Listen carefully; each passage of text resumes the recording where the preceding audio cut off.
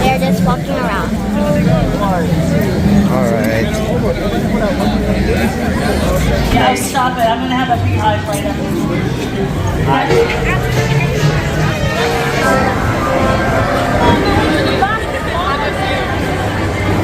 So now we're going to go to the Universal tour. For 1 hour. For 1 hour. So 1 hour, right? Isama mo si Jonalyn. What about to say? No, what would you say? You're welcome. All the way down? All the way down.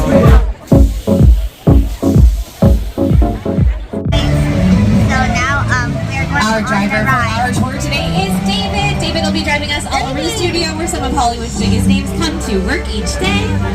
I do have a co-host to help us out on our journey from The Tonight Show starring Jimmy Fallon. I bet you could guess who it is. It's Jimmy Fallon. It's different from the others because they've got some windows out front. They've got areas made up of facades, and that's just the front and sides of a building and nothing else. All they need is what the camera is going to see, and then the interior of that structure could be built inside of a soundstage. But when you see the finished product, you wouldn't be able to tell the difference.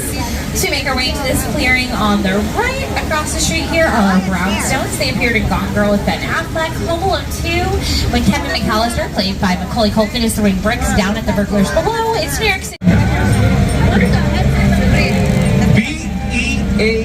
Beautiful. We're making our way toward Courthouse Square. Jana, are you excited? For what? We're on the world famous Universal Studio Tour, and right there in front of us is a tram full of guests staring at. Are we? Am I? Are we? Is anything real, Jana? Let's go watch. You would like it.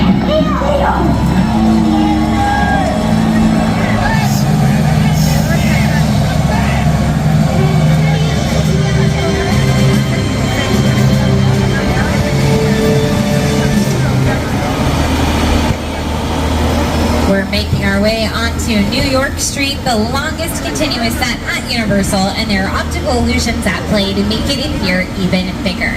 The street curves at either end create the illusion that it goes on in either direction, and the windows on the buildings get smaller as they go up to create the illusion that they are taller than the 50 feet tall that they are. American Ninja Warrior films here on New York Street. They set up their obstacle courses up and down the street. But my co-host Jimmy has spent a lot of time in the real New York City for Saturday Night Live, so let's turn it over. New York. On Saturday Night Live. This is actually my old neighborhood. Once got mugged over there. An old woman. Tough lady. He's my favorite hot dog guy. Hey, buddy. How's it going? Remember me? No. Just like old times. Gotta love New York City. Hey, I'm walking here. Hey, it's cool, guys. guys. I was just walking there. So it's not exactly New York, but a lot of times when you see New York in the movies, it was shot right here on the Universal Metro sets. You sail out to a lost island, you encounter monsters and creatures from, prehistoric times. Now we have created this 3D immersive experience, so you're going to have your glasses. Scotty, we're back in Skull Island.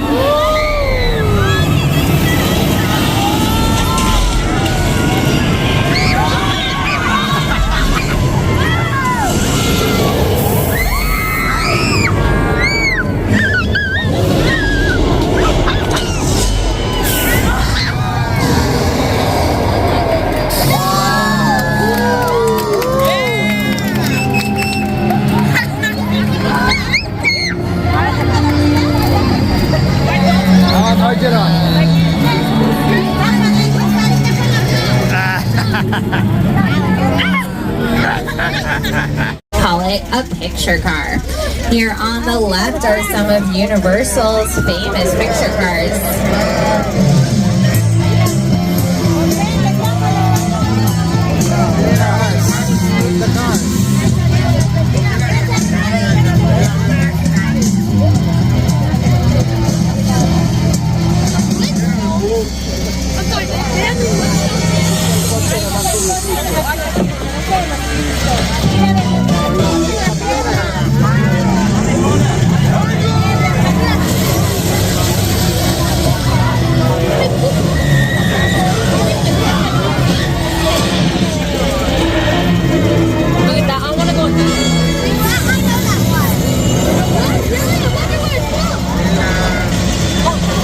Gyrosphere from Jurassic World never had glass on it. If it did, you'd see the reflection of the crew camera and director in the glass, so the glass was put in digitally in post-production using CGI or here in these cages. This is a mobile lab that appeared in the Lost World Jurassic Park. It dangled precariously off of a cliff with Julianne Moore inside, but it wasn't a cliff at all. It was a parking structure here at the studio, dressed to look like a club poisonous. We really have a dinosaur problem here. Under control. Now let's take a look at that mobile lab as it appeared in the Lost World Jurassic Park.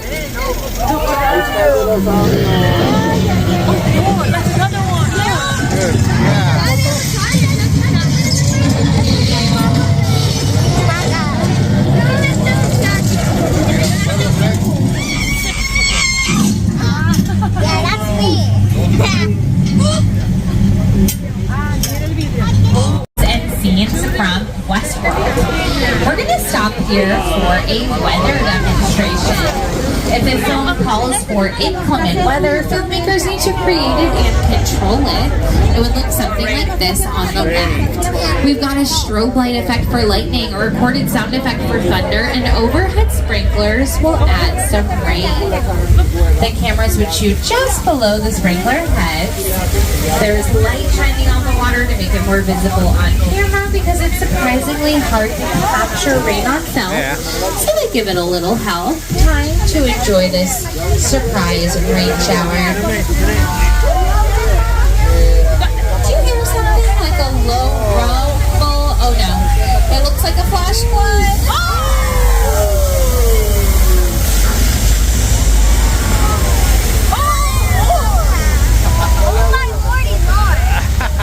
That flash flood we just experienced is comprised of thousands of gallons of water released from the top of the hill.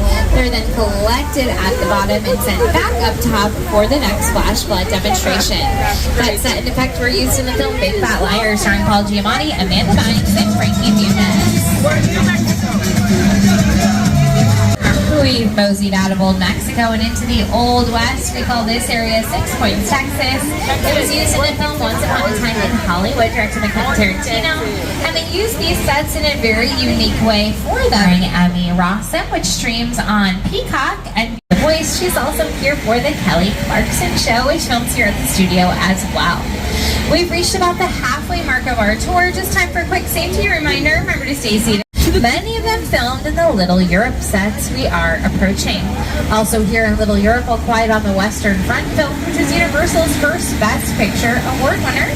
For that film, this area was transformed into Germany. So you may recognize it as what it was a lot more recently, which is The Good Place. I love The Good Place. You, Eleanor Shellstrom, are dead. Cool. This location, the afterlife, come on. I've never ever seen this. You're in the good place. I'm not supposed to be here. I can't risk going to the bad place. Maybe it's not all that bad. How can I help you? What is the bad place like? Well, it doesn't sound awesome. Princess Diaries 2, A Royal Engagement, starring Anne Hathaway and Julie Andrews. Once upon a time, it was used to film Cinderella, the remake from the 90s that starred Brandy Goldberg. Those old school monsters spent a lot of time here as well, so we are heading inside of this soundstage up ahead. Just a safety reminder as we make our way in. Remember to stay seated. And this set was used for an episode of Bones, starring Emily Deschanel and David Boreanaz. All right, folks, just a little tremor, really not that uncommon. So when Bones filmed that episode, okay, this might be a little bigger than I thought. Hang on, everybody. Oh my god! Oh my god! Oh my god!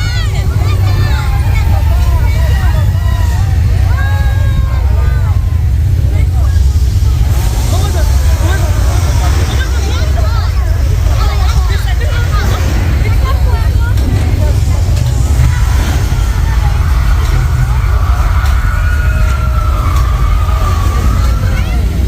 All right, folks, I think it's over. I think we're gonna try to pull out of here if it's safe, but oh no, it looks like a water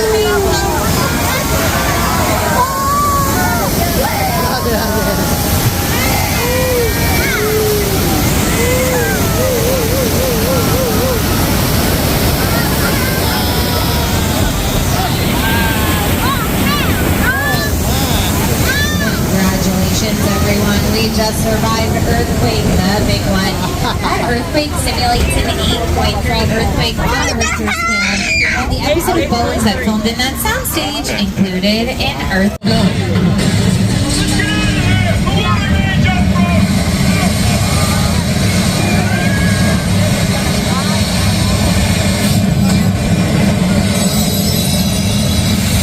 We've been through a lot together today already. We've survived a flood, an earthquake, multiple dinosaur attacks. I say we relax by the beach and visit Amity Island.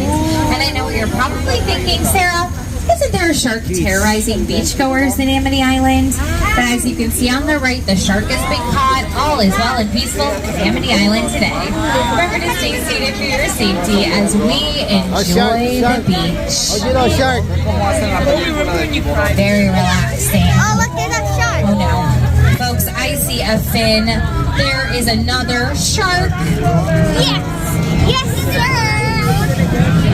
Oh, there's my friend George. He was out there doing one last sweep of the water. Don't worry, George is a professional.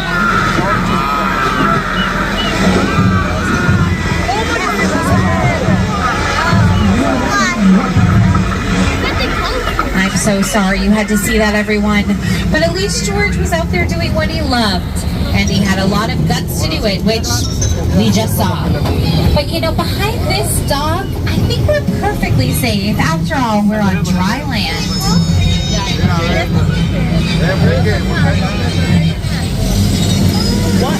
What the heck?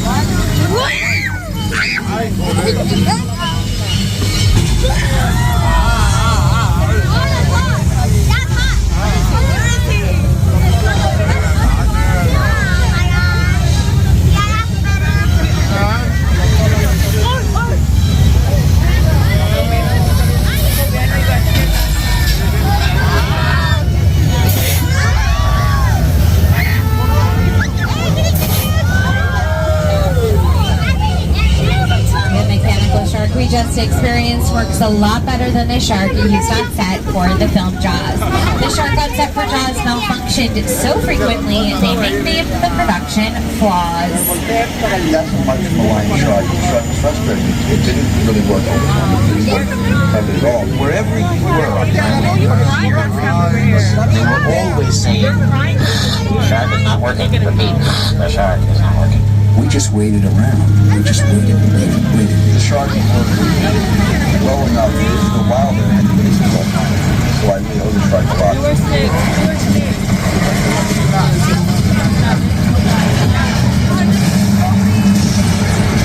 Rob Zombie, very scary movie, just fair warning.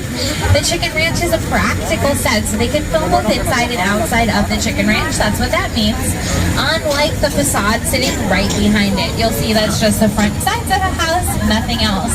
The interior of that house would be built inside of a soundstage and that footage would get put together. We're heading onto a little slice of suburbia. This is Colonial Street. This area is often closed for filming, so it's always really exciting to get down here on the tour. In the Munsters. The next house over is Davy, the main character of Never Have I Ever, one of my favorite shows. It's her house in that series. If you're a Desperate Housewives fan, this is Wisteria Lane from Desperate Housewives. This is where they filmed all of their seasons. The Burbs with Tom Hanks filmed here, as well as scenes for Casper with Christina Ricci. A great episode of Buffy the Vampire Slayer called Hush, the only episode nominated for an Emmy, filmed scenes here as well as a lot of music videos like Smash Mouth's All Star and many others.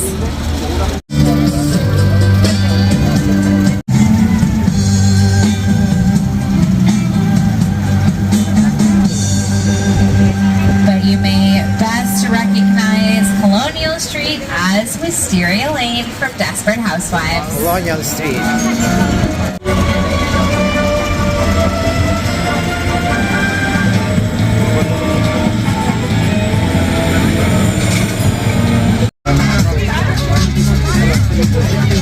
Lots of Fast and Furious vehicles up here.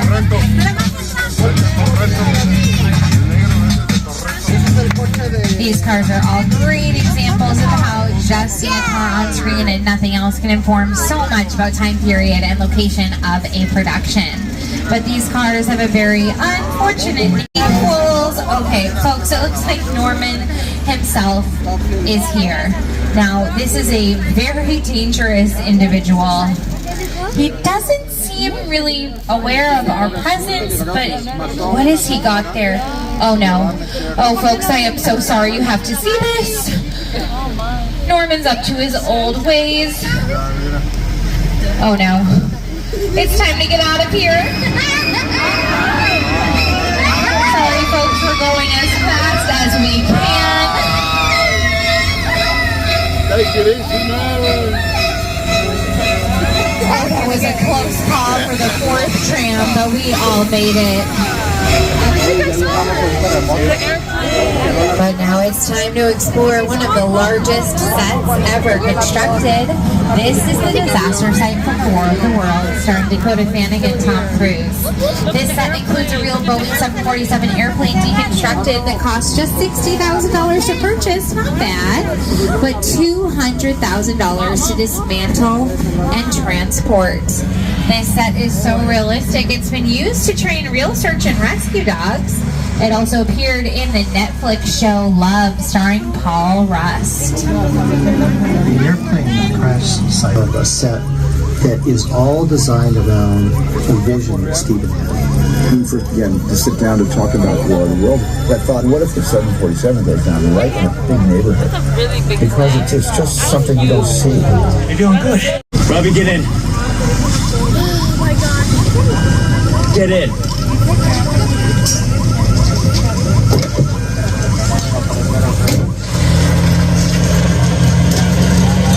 Very exciting. It is a set called Jupiter's Claim from the sci-fi thriller Nope. Nope is brought to us by Academy. Collaborators, often in the hundreds, work together to take an impossible mission and bring it to life. This is Jupiter's Claim, a nostalgic, small-time Southern California amusement park. Oh, remember that one? No? Well, I do. A little further down, you can see the brand new Star Lasso experience. Built to showcase an unbelievable new live show. It's not looking so live anymore. Anyway, behind this Hollywood fantasy of a gold rush frontier town lies a sinister secret. It is smack dab in the center of the UFO hotspot. Welcome to the world of no.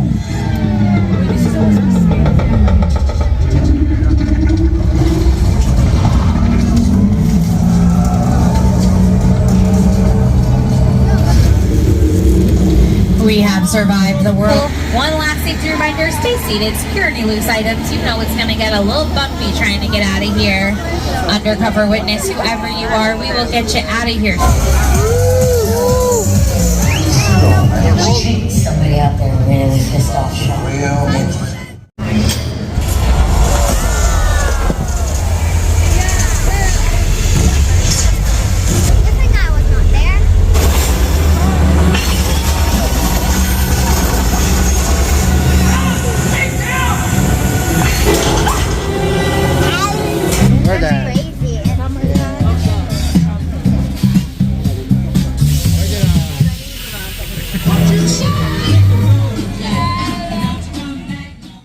Thanks for watching.